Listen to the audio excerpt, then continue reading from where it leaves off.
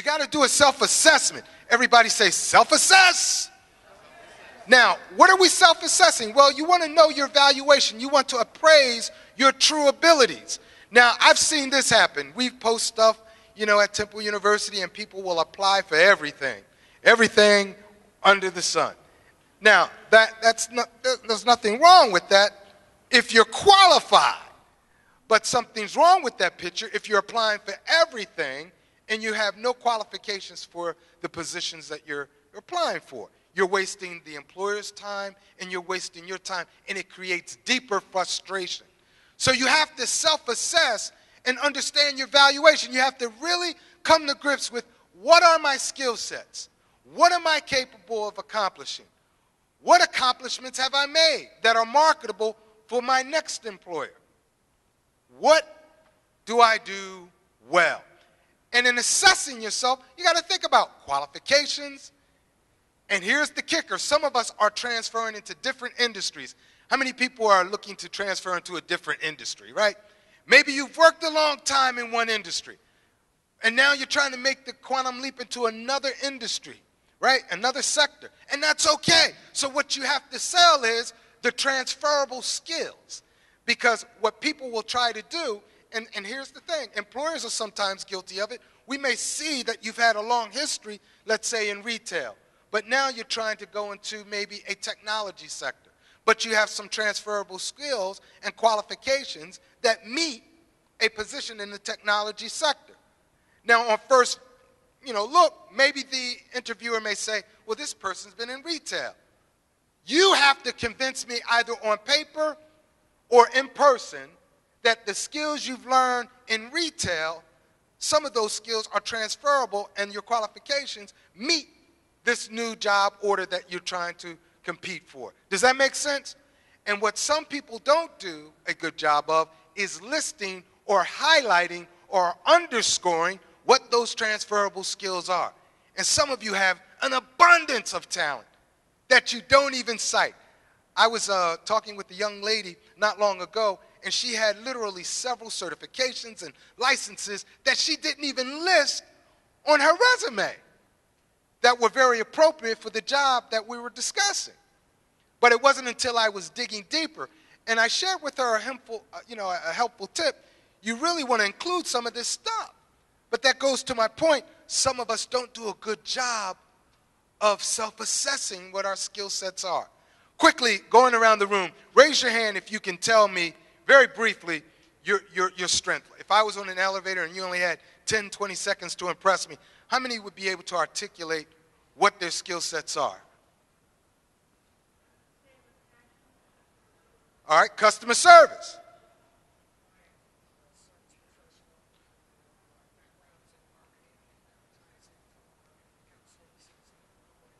Boy, you go, Brad. I like that. He ran it down very succinctly. Now, you may not have heard it, but he was very succinct in saying, I'm a marketing professional who've had a lot of experience in customers, in serving my customers and my clients, and he gave a very succinct list of what his poignant skill sets were. And that's what you got to do. And you have to be able to know and pinpoint what your strengths are, because here's the reality. I may not have the time to pull it out of you. And you may be the very talent I'm looking for. But if I got to mine and dig and dig and dig and dig, maybe I'm not a skilled interviewer to do that. And maybe I just don't have time to do that. So maybe I need for you to be the expert for me to educate me on you. Because who's the best expert in knowing you? You are. And here's the thing. I'm going to let y'all in on a secret. Can I let y'all in on a secret? All right, Uncle Mike's going to give you a secret. In an interview, you should never be too nervous. You know why? Because you know all the answers. Because all the questions are about you. And so you will never be taken off guard with a question. Because all of the questions are about you. And you wrote the book on you.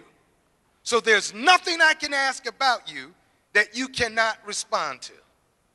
Does that make sense? Does that ease some of our anxiety now? Knowing that. All right? Now, when we go into that interview, let's say you're called. What's your name, sir? Let's say Stanford's called, and he's like, yes! Yes! get excited and jump and scream, but we try to have that cool demeanor on the outside, right? But on the inside, we're like, yeah, they called me for that interview, yay! But on the outside, we want to have this cool demeanor. If you're called for the interview, there's some things you want to do prior to that interview. Now, we talked about self-assessing. You know you want to talk about your education. You know you want to go in being able to articulate what your qualifications and transferable skills are. But a real bigger part, another part of this puzzle is how you look. You want to go into the interview dressed appropriately. Now, I mentioned to all of you at the top of this presentation, there's a job fair next week. And I mentioned something very clear to all of you. I said, come dress what? To impress. So you shouldn't come in there in what? Jeans, what else? Sandals, flip-flops, casual clothes, halter tops, T-shirts, what else? Glitter. Where you going, to the club? But there's a certain decorum for certain business situations. And job fairs, even though they can be heavily populated and very busy and sometimes, overwhelming, that's a business situation. Because even though, I'm meeting with hundreds and in some cases, maybe a couple thousand people at those job fairs, and I'm pressing the flesh, greeting folks, I'm assessing everybody that comes to the table. How you look. Are you groomed? How well did you greet me? Were you enthused? Did you have a resume? Do you have an electronic version of your resume? Because many employers don't accept paper resumes anymore, but you want to have them in case they do. Because many employers drive you to their website to apply online. So for some of you who are shy and you lack some of the technology skills to perform those kinds of functions, you need to ramp up. Everybody say ramp up. And that's a part of the pre-interview process. And that's also a part of the process of self-assessing your evaluation. Because now we're living in a technological age. So now that you know what you want to talk about, I want to talk about my education. I want to talk about my experiences. I want to talk about my transferable skills. And here's the kicker. You want to talk about accomplishments. What many people fail to do on their resume and what they fail to do in an interview is to list accomplishment statements. What they fail to do in an interview is to share accomplishment statements. Everybody and anybody can list duties. Any and everybody can take information off their job description and list parts of that on their resume. Anybody can do that. But what will define and distinguish you from the lot is when you list accomplishments. Because just like our thumbprint is different from individual to individual, accomplishments will vary from one person to the next. And that's what will distinguish you and define you and set you apart. By telling the employer that you saved your last company thousands of dollars, or that you created a new efficiency streamline of processing customer orders, or whatever the accomplishment is. You want to sell yourself and define yourself and distinctly, here it is, set yourself apart from the crowd by listing what you've accomplished. Because remember, it's not my job to pull everything out of you. You got to come prepared, firing on all cylinders. And so when you come to that interview, I want you to tell me not only your education, not only your transferable skills, not only, stuff like that in terms of your background, but wow me with your accomplishments. Okay? Now, if you're called for the interview, you want to come in looking a certain way. Now, fellas, in terms of a suit, dark suits, navy blue, black, always works. Always works. I would highly recommend that you invest in a suit. Natural fibers, no polyester blends, no polyester or man-made fiber suits. Go with a dark suit.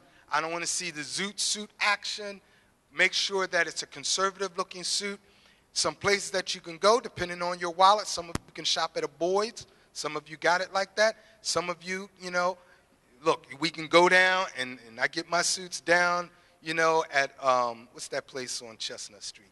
Men's Warehouse, or I go to Burlington Coat Factory, and I got a few tailor-made suits. This is a tailor-made suit when I was, making the big dollars.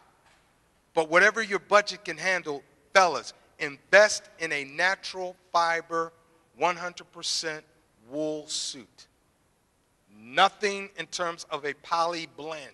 No man-made fibers. Same for the ladies. Now, fellas, silk tie, black leather belt, dark socks that come up to your calf, ideally, so that if you're crossing your legs, you don't have flesh showing. That looks so shabby. All right? Buff your shoes. Make sure your shoes are polished, that your heels are nice. You don't want to go in there looking like a bum. You don't want to go in looking trifling. And I'm being straight like that because you're being assessed. And this is a tight economy where little things like that can be the distinguishing factor in me going with you or you. It's as simple as that. We're living in a very tight economy.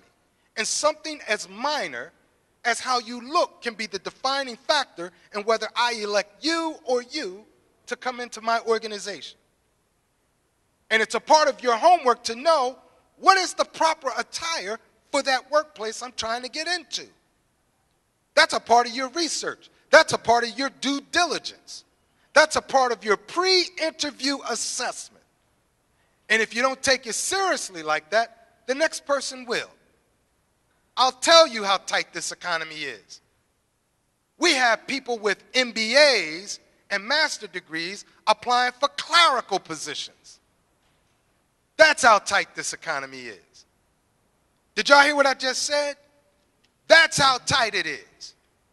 So you better take this stuff seriously. This is not a game. This is a matter of economic life or death for some of us. And I've been there, done that. I know what it's like not to have. I grew up in poverty. But I also have learned along my 51 years of living some best practices from people like a Pat Coulter and others who've mentored me on little nuances like that to be successful in putting my best foot forward. And that's what you want to do. All right, ladies, same thing, dark suit. You want to make sure that it's, fitting properly, ladies. So if you're a size 12, stop trying to fit in that size 8, all right? Wear your size, all right? Ladies, the heels shouldn't be a party heel. You want to go in with some women like flats. That's totally acceptable. Some women love the spiky heels. If you have questions about the attire thing, you can go to any professional a salesperson at these high-end stores. You ain't got to buy anything, and you can just ask them, hey, look, I'm trying to put an outfit together, and they will coach you. You don't have to buy anything. Get some professional advice, and they will coach you. All right? Now, here's a nice, sharp-looking guy. These are cap-toe shoes. That's a nice conservative look. Now, I'm rocking a goatee. When I'm interviewing, I cut all my facial hair off. Over the winter, I always grow my thick beard. I have a real thick Grizzly Adams beard that I grow. But that's after I get the job. But anytime I'm competing for work, if I am going to have facial hair as a guy, I'm only rocking typically a mustache if I'm going to have facial hair. That's well trimmed. But typically, I just shave it all off, clean shaven, because that's the most conservative look. You want to keep that word in mind, conservative. Ladies, pants are acceptable nowadays for interview situations. Years ago, it was not so acceptable for women. But a pantsuit is certainly acceptable. But the operative word is conservative. Dark color, black, dark navy blue, grays are acceptable. Those are the ideal interview colors. You want your hair well groomed, fellas and ladies. I wish I had hair. I don't have to worry about that part anymore. But you want to have yourself well groomed. Nails done, ladies. None of that designer stuff, where you got all sorts of, y'all know what I'm saying. Come on, stop it. Especially in a healthcare situation, because if you're going into healthcare, you don't want to wear those fake nails, and you don't want to have all that design, and you don't want to have perfume on, because in a healthcare environment, and this is a part of your due diligence, that's frowned upon because you don't know how that might affect an allergy. And if you have those fake nails, bacteria can form under that. So that shows that you are aware of those things by avoiding it. Y'all see where we're going with this? All right. Now, what's your job readiness DNA? Well, that includes your education, your skills, your technical savvy. It also includes your interpersonal skills. One of the things that a lot of us fail to take note of is developing our interpersonal skills. Now, on a personal basis, I'm a very shy, very coy, very withdrawn individual. That's Mike Robinson on his time. Now, when I'm on professional time, when it's time to turn on the lights and to do my dog and pony show, I'm very outgoing, very personable, but by nature, I do not like crowds. I am an extremely private person, to the point that when company comes over, my wife hates it, I go upstairs. She hates that. Come downstairs and interact with us. But I'm just private like that. But people would never know that. Now, why do I say that? Because some of you might be by nature a very shy and withdrawn individual.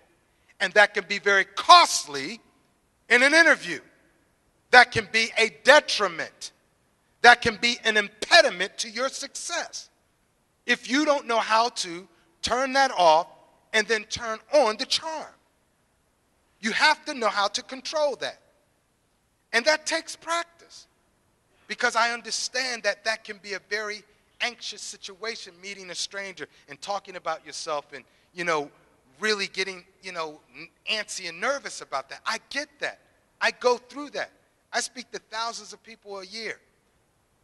The largest audience I've ever spoken to really intimidated me. It was 4,000 people. But I did it. Now, personally, if you were to sit me down on a one-on-one, you're probably not going to get a lot out of me.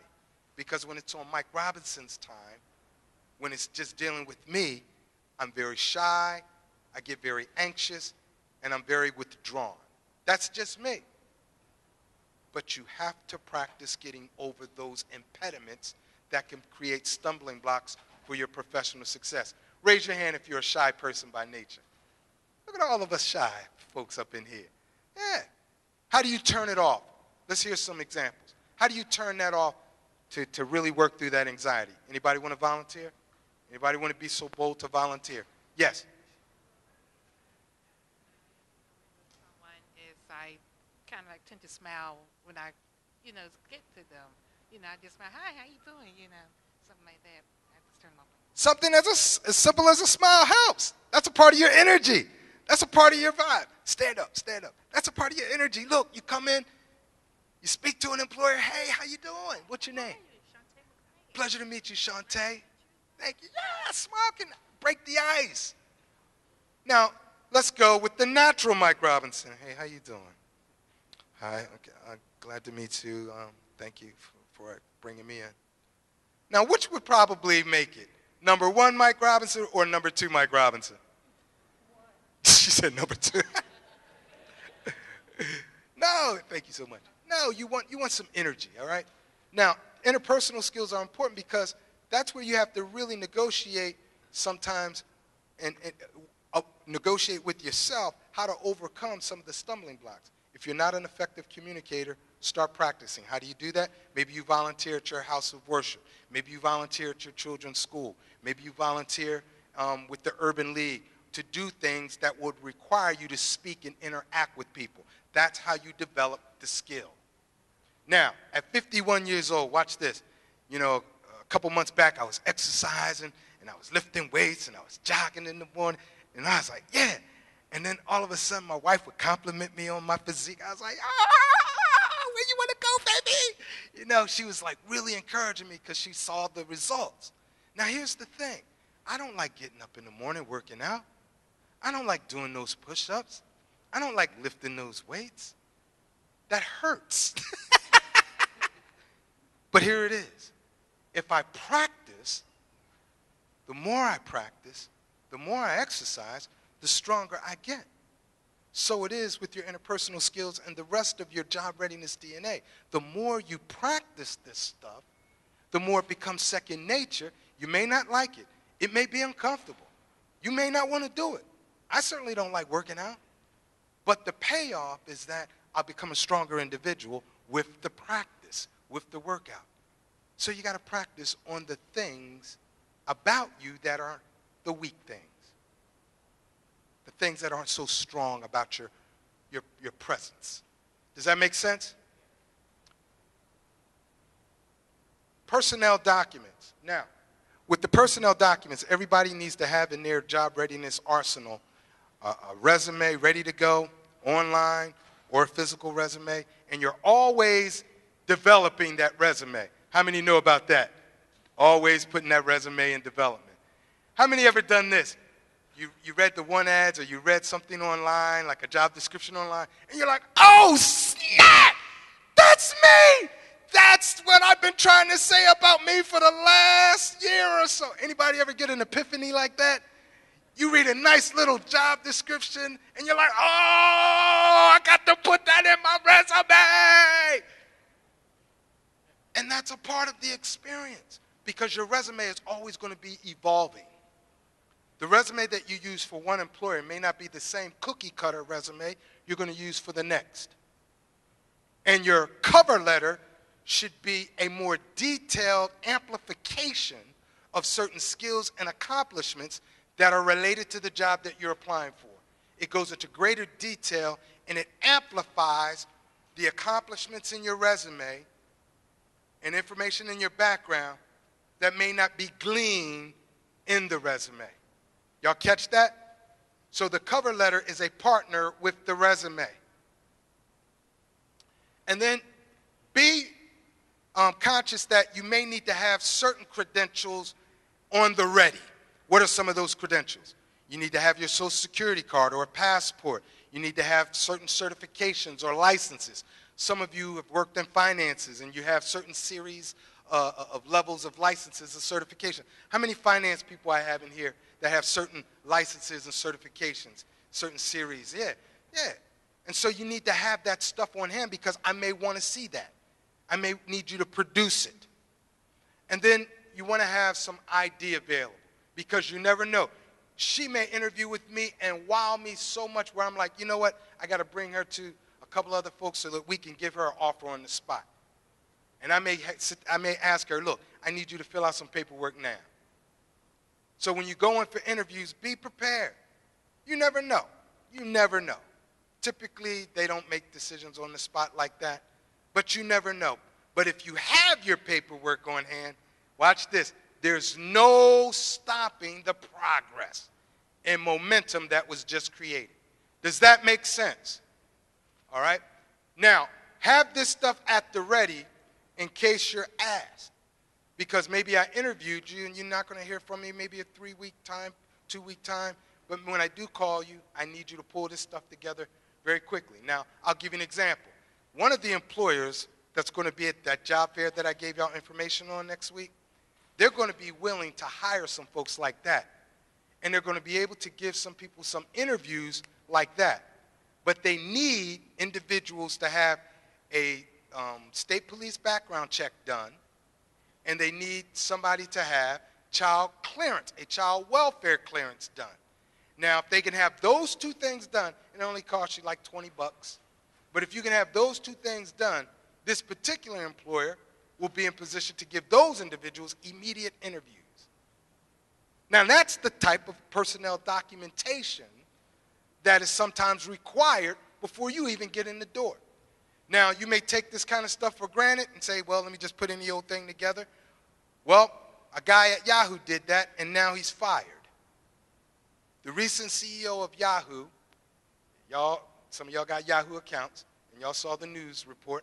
The CEO of Yahoo, who has only been on the job for like 4 months, was fired because his resume said he had one credential and he didn't.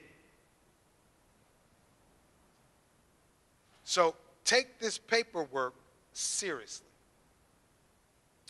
All right, now, let's talk about this job search situation, and then we're going to open up with some questions.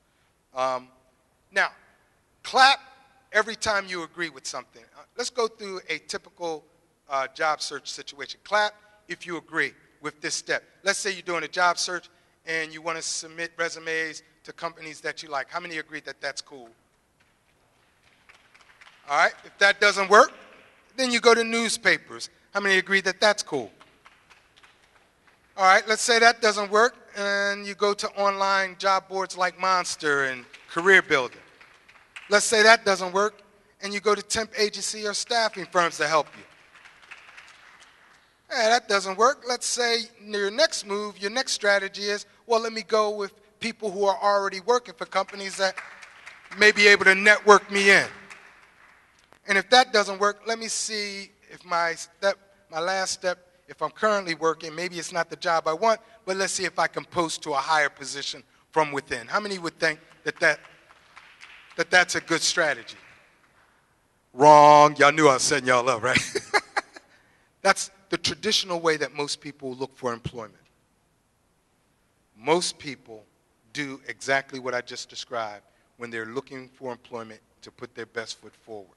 That's the wrong way to do it. You want to invert the process. You want to start here.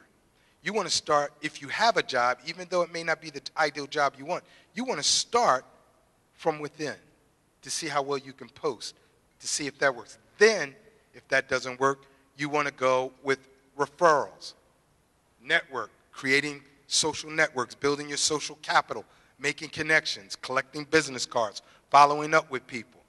Why do you want to start at these levels first? Because it doesn't cost an employer a lot of money here. When you start getting into temp agencies, online job boards, newspaper ads, and going through a laundry list of resumes that have come in unsolicited, that takes man hours and that costs me money. These two cost me very little in comparison. And that's why employers start here and work their way up versus most people start here and work their way down. You want to start where employers start. So you need to build your network. You need to build your social capital. You need to start where the employers start. Does that make sense? Interview due diligence. Seek and research specific employment positions, research potential employers, research potential industries. And travel to interview locations before the interview so you can get a feel for timing. Anticipate questions about your education, related experience. Do not embellish. We saw with, again, using the gentleman from Yahoo. The CEO of Yahoo was fired because his resume said he had a computer science degree and he did not. He was fired for that. Here are some job search resources online that can help you with your job search. Many of you are familiar with Career Builder and Monster.com. One of the largest online message job boards is Indeed.com. Indeed.com. Because that combines job boards, Monster, and the rest all in one location. Indeed.com is the largest job posting website online. USA Jobs is for government jobs, federal jobs in particular. Idealist.org is for nonprofit jobs, so is Opportunity Knox. I like Idealist better. For some of you who might want to look for employment in the faith-based community, you have churchstaffing.com, and certainly highereducation.com is a location for jobs in higher education that range from clerical jobs to maintenance jobs to professor jobs to administrator jobs, executive jobs. Once you get called in for an interview, there's an opening, there's an interview question period, and then there's a closing. Those are the three basic components of an interview: an opening, the interview question period, and the closing. Now, the three most common types of interview are face-to-face, telephone, and video conferencing. Do not take a telephone interview for granted. A lot of you refer to it as a telephone pre-screen. It is not a pre-screen. That is an interview.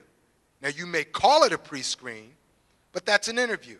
Because anytime I'm inquiring about your background to learn more about you, that's an interview. And so you better take it seriously. So you better have a proper phone message. Take your kids' goofy messages off those answering machines. This is Bobby, and I wear hottie, and da-da-da-da-da-da-da-da-da, la-di-da-di. I don't want to hear that calling you for a professional opportunity.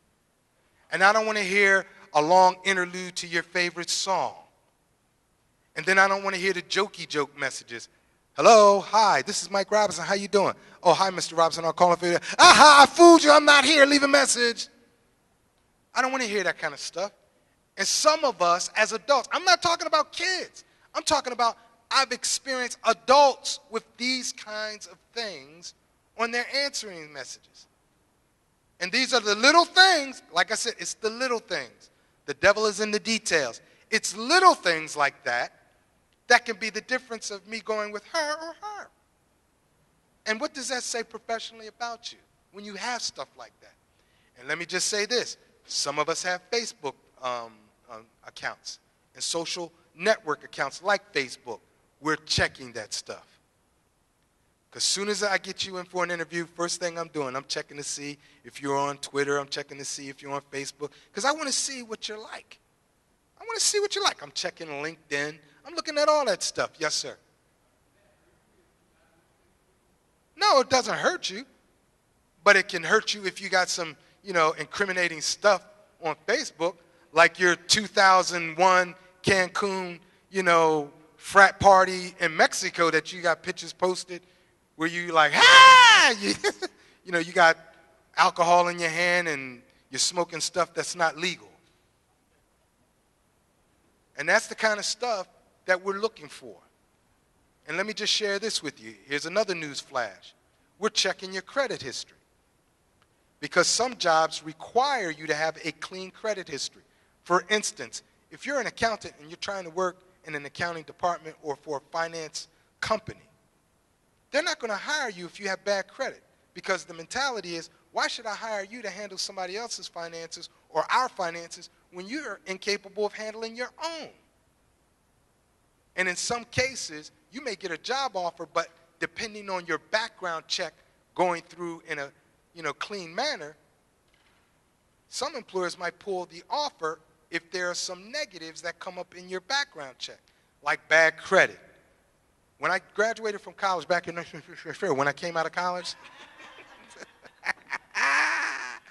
when I graduated from college 100 years ago, first job I applied for was with the FBI. And the file that you had to fill out and all that paperwork was so thick, right? And they do a thorough background check. Everything went through. And the agent that was assigned to do my background check, he brought me in and he said, Mike, I just wanted to tell you it was fantastic working with you over these period of months. And he said, you're a fine candidate, but we can't extend you the offer on one reason. And I said, why? And I was like, I know all my stuff checked out, and I knew, I had a pretty okay background. I was like, why? And he said, you have bad credit, and you would be a risk. And it's something as simple as that to some employers that make you a risk. So what do? You work on it. You work on those things. You work on repairing those things. Check your credit report.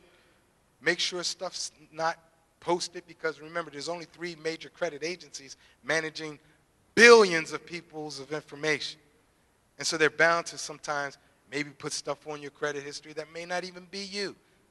Something was on my credit history one time where I owned a Cadillac. I never owned a Cadillac. Never had a Cadillac ever in my life, but it was on my credit history.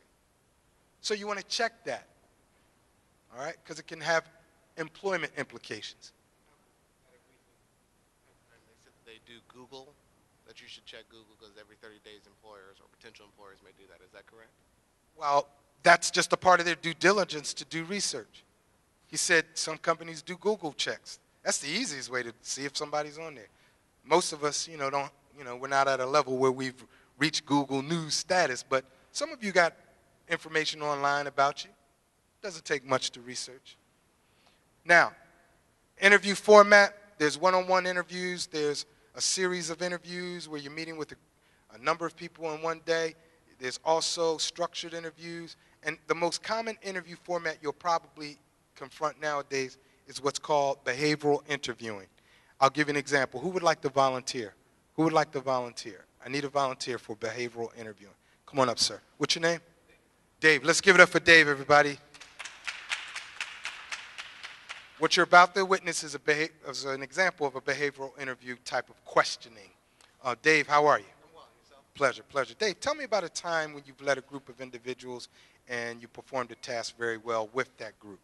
Sure. I'm in school currently, finishing up my master's degree, and as the leader of one of my team projects, we were charged with developing a marketing plan for a fictional airline to help them transition in a new line of business. When did this happen? The project actually is ongoing. We're in this class right now. Okay, so it's happening right now. Yes, sir. Okay, what school? At the University of Phoenix. Okay, and how many people are part of the group? There are 5 team members. All right, let's give it up for him. Now, very quickly, what did you notice about that line of question? I was trying to get a date, a time frame, right? I was trying to assess a time frame because in behavioral interview, I want recent stuff. I want recent information. Recent is within, ideally, the last 2 or 3 years.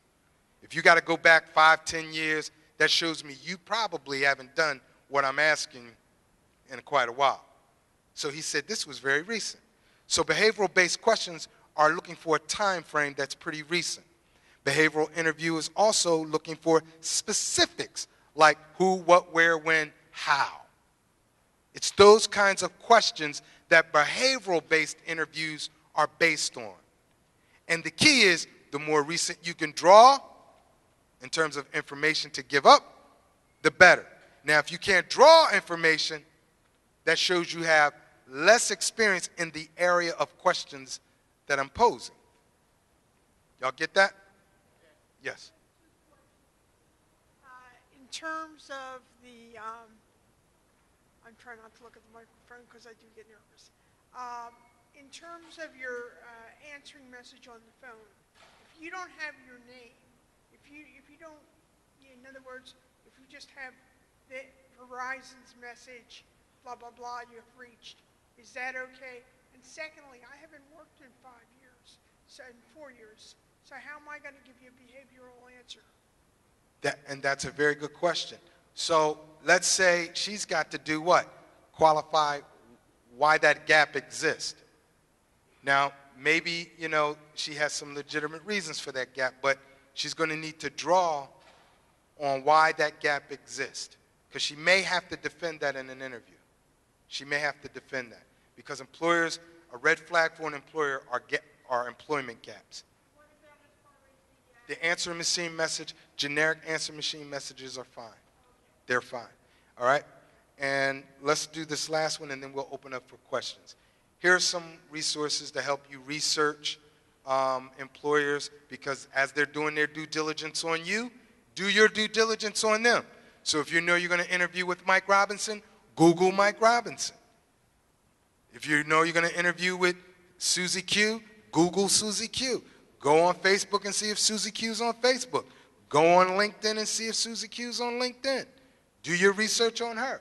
Maybe you and her went to the same school. Maybe you and her are part of the same sorority. Maybe you and her are part of the same faith-based group. That could be, a common, conversation piece in the interview. And then for the actual interview, come prepared to talk about those things we spoke about earlier in terms of your self-assessment, and then write that thank you letter. Now, let's open up right now for some questions that you have. Let's take some questions.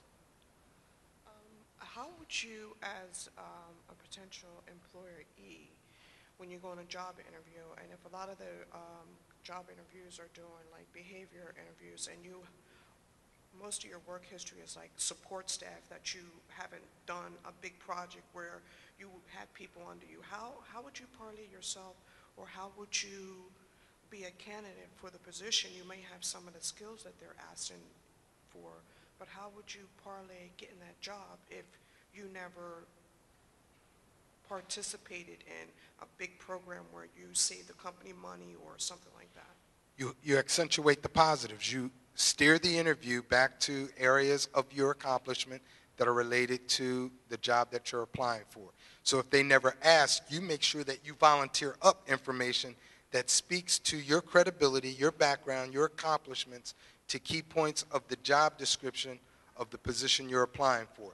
So whether I ask the question or not, you should be prepared to bring up and volunteer the information on what your accomplishments are to wow me. So that's a part of your research. That's a part of your pulling together the information that you're going to speak on in that interview and not going in just trying to wing it. Yes?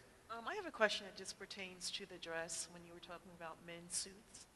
Why is the material noted specifically as wool Because and not the other fabric? wool is a natural fabric that breathes, and natural fibers, like wool, cotton, they breathe. Man-made fibers like polyester and others, rayon, those kinds of, they sometimes can be stiff and they don't breathe, and they're not as durable. Natural fibers are better, and they look better. They lay better in terms of a quality of fit. Just curious. Yes, question, and then I'll come back over here. Yes. If you haven't worked in several months but you're volunteering your services at some place, can you use that also in an interview as far as work experiences? Oh man, she just brought up probably one of the most profound things you want to do while you're in between jobs. So let's say you haven't been at work for a while. Your last job was last year or several months ago. I would certainly recommend that you volunteer and do something where you're capitalizing on, doing something related to your skill set, whether it's speaking down at the local school or volunteering at the local church or volunteering with the Urban League on some projects that they're doing. Do something so that if people are asking, well, what are you doing? Well, here are some things. Let's say you're an accountant and you're volunteering your accountancy skills to help, get the local church books right. You can speak on that. They don't have to know whether it's paid or not. You're talking about experience. Look, this is what I'm doing. So you want to show, that's a great question. You want to show during this down period that you're busy doing something related to your background, or that you're acquiring a new skill. Because maybe during this downtime, you've taken the opportunity to go to school or to take a class or to take a workshop to develop a skill. Yes, sir. By trade, I'm a HVAC technician, and I've been on dialysis for like the last six years. How do I re-enter the job situation? I recently got a kidney, so I'm doing better now. Awesome. One of the things an employer doesn't need to know, and this is on you, but an employer doesn't need to know about your marital status.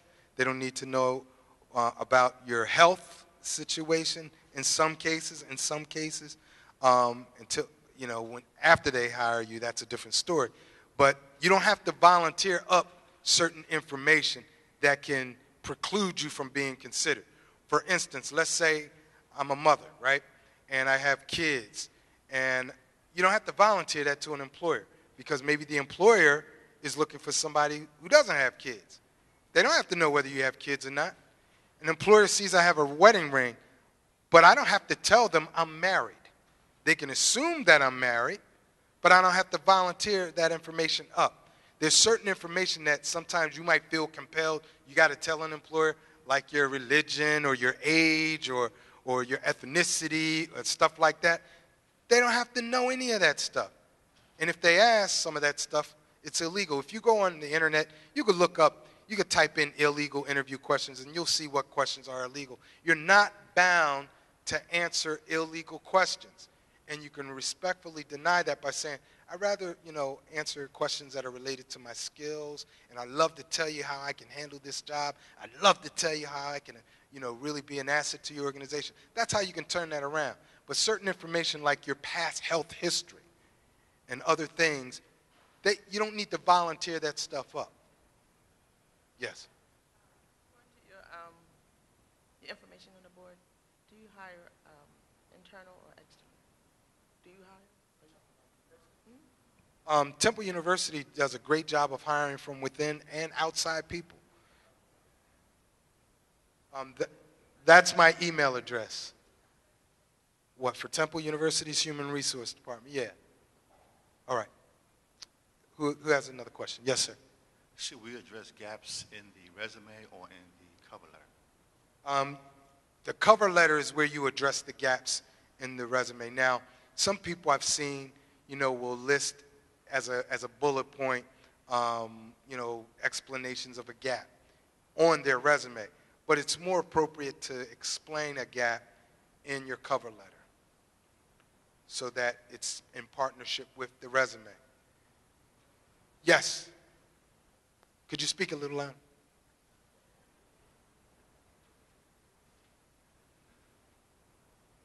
The question was, what gaps would seem questionable?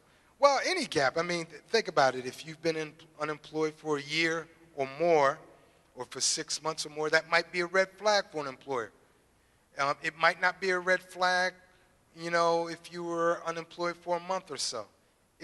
That's going to be a preference of an employer about what constitutes a red flag gap for them. That's probably going to vary from one employer to the next. I can't hear you. Yes, Pennsylvania is an at-will state. I'm sorry?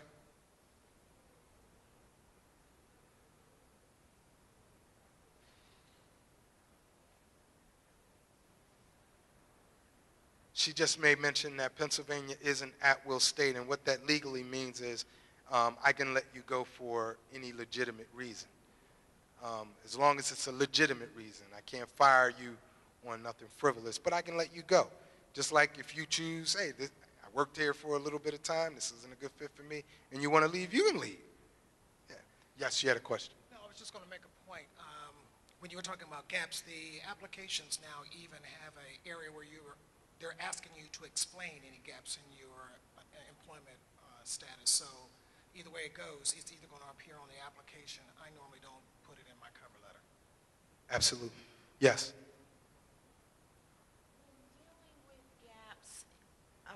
As far as employment is concerned, would you suggest putting the information in the profile or in experience as far as having volunteer experience?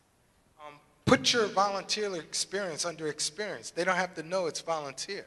They don't have to know whether it's paid or non-paid. It's experience. So you want to highlight, here are some experiences. And I gave the example of somebody with an accounting background.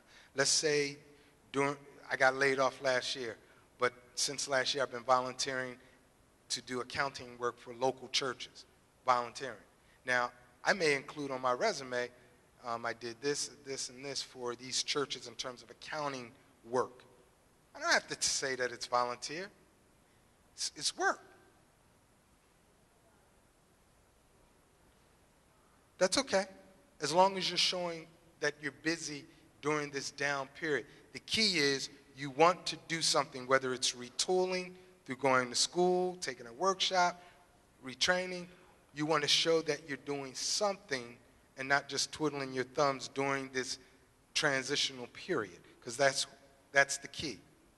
You want to keep yourself busy doing something.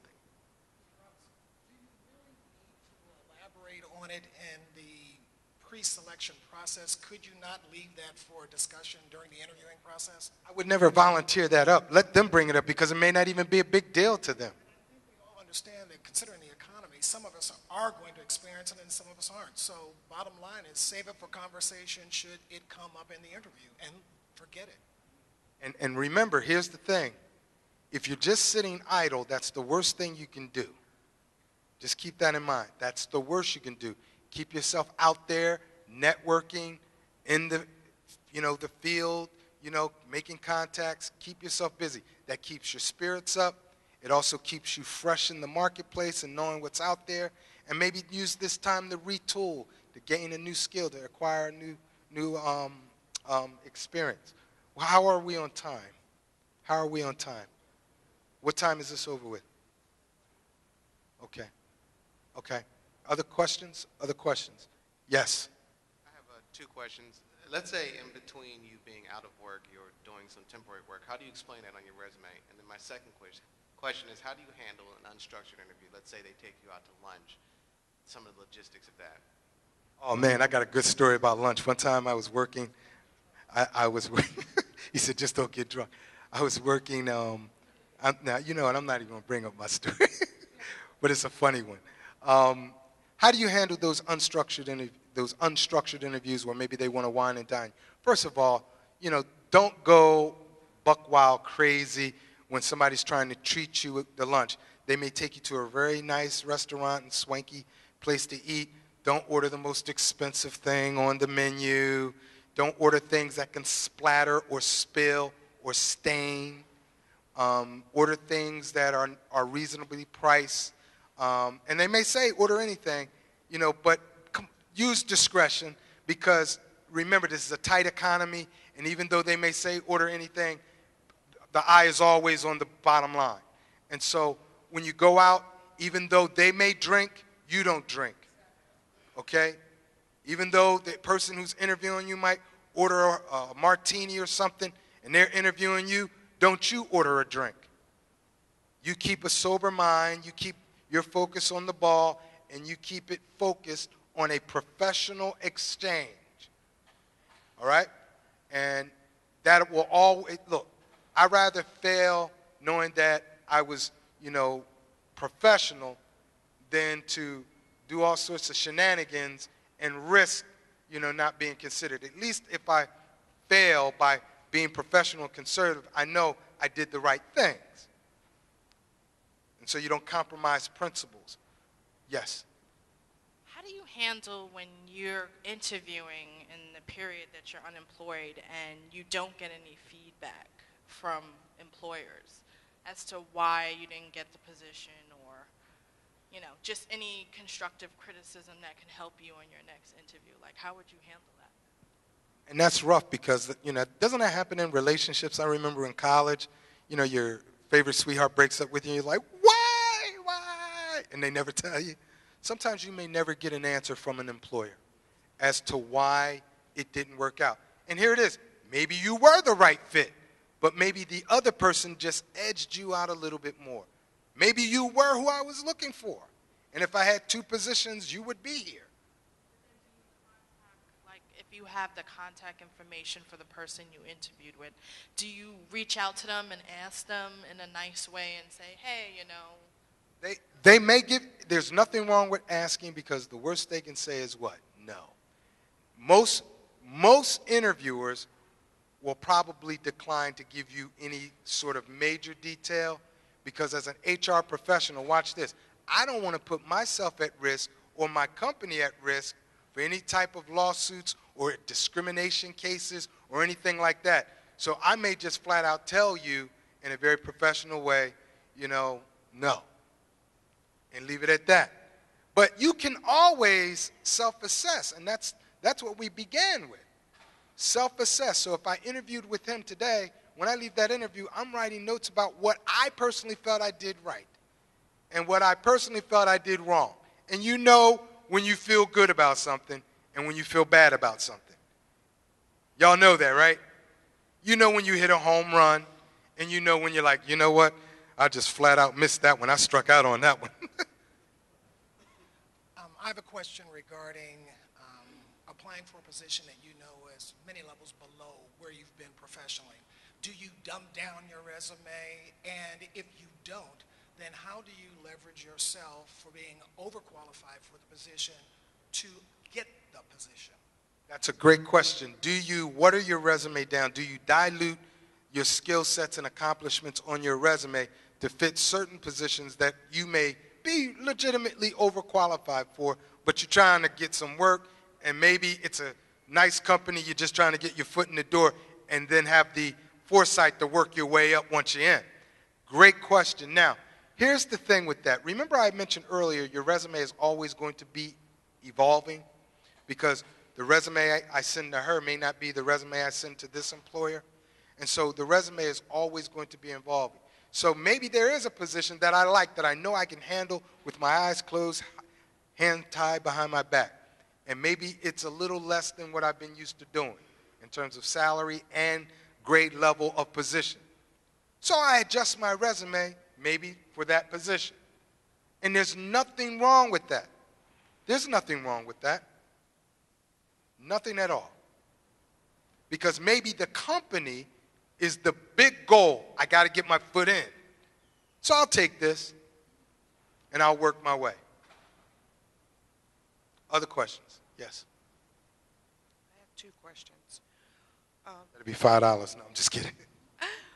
What is the percentage of the hiring at the job fairs? What percentage of people that go to the job fairs are hired, and what percentage of job seekers on the internet or the electronic way are hired? I can't answer that because that's going to vary from job fair to job fair. So that's an answer. That's a question I really can't legitimately answer. And in terms of like online job boards like Monster and Idealist and those that I listed and others, when surveys have been done by SHRM, SHRM stands for Society of Human Resource Management, organizations like that and others, when they do personnel surveys of hiring trends, what has always been proven most successful in terms of yielding the best percentages for getting hired are networking opportunities, where you're meeting people and you're placing yourself in positions to meet and interact with other folk to put yourself in a position. Those kinds of opportunities yield higher percentages of people getting employed versus sending your resume in blindly or sending or other ways of being hired. Networking has been the number one yield of higher percentages of employment versus other comparable ways of being hired. So it goes back to that point of developing your interpersonal skills, placing yourself in positions where you're networking, increasing your social capital. Like in this opportunity, I saw a lot of you up here talking to the panelists. That's awesome. You're increasing your social capital. You're collecting cards. You're collecting names. You're collecting numbers. You have a very powerful organization. This is the Urban League. They got the ear of the mayor. They have the ear of a number of employers in this city. Philadelphia is the 5th largest city in America. And the Urban League has the ear of the employment community and the governor and the mayor and other high-ranking officials like that. So why do I mention that? You want to network with organizations like this that put you in a position where you can increase your social capital of interacting with people who can make things pop and happen for you. Somebody else had a question. Was it you? All right. Okay. I just have one last question. Are you at liberty to say who are some of the employees that are going to be at the job fair next week? At our job fair, Apple's going to be there, Apple Computers, Jefferson Health System, Brown's, I think it's ShopRite Supermarket, some of the civil servant agencies. We have a couple of nonprofits, state police. Those are some I could think of. It's over 50. Yep. Yes. Is it pre-registration? Nope. Just show up. 9 to 1. Just show up. Yes. What's the best advice you could give to senior citizens looking for jobs? Oh, great, because I'm a senior citizen. She said, but you got a job. All right. One of the things, we're in what's called a protected age class. Now, you'll never know whether you're discriminated against in an interview because somebody can come into an interview and maybe I'm looking for a younger person, and once I see you, I'm like automatically in my head, I'm not hiring this person. But you'll never know that. How would you know that? Your job is to go in and shine and do the best that you can. Now, we can't hide the fact that we're older. I'm competing against younger folk. Here it is. Watch this. I'm now seeing in the last 3 jobs that I've had where I'm older than my supervisor. So that's where I'm trending, where now I'm older than my supervisor. That's where, things have been trending for me. So what's my point? I can't worry about those things because I can't hide my age. I mean, I look older than 21, right? I got a little wear and tear on this body.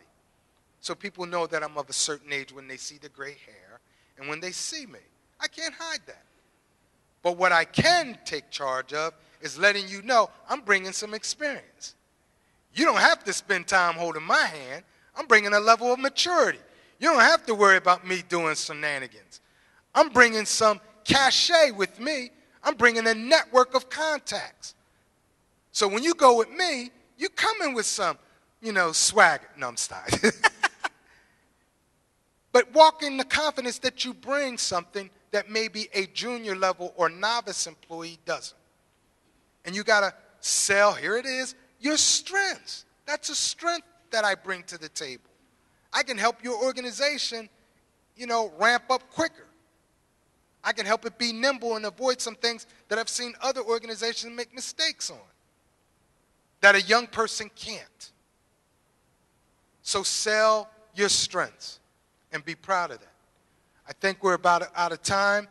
You have one more question and we're done. Yes. Oh, I'll announce it again. All right. It's May the 24th.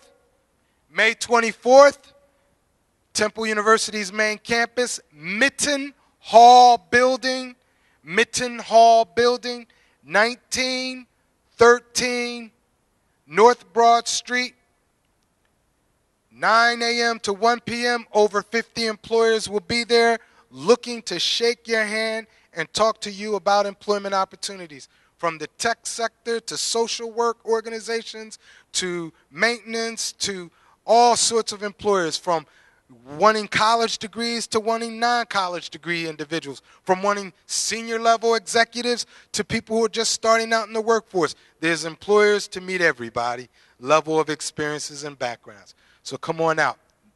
Thursday, May 24th, 9 to 1, Mitten Hall, 1913 North Broad Street. Was this helpful? Let's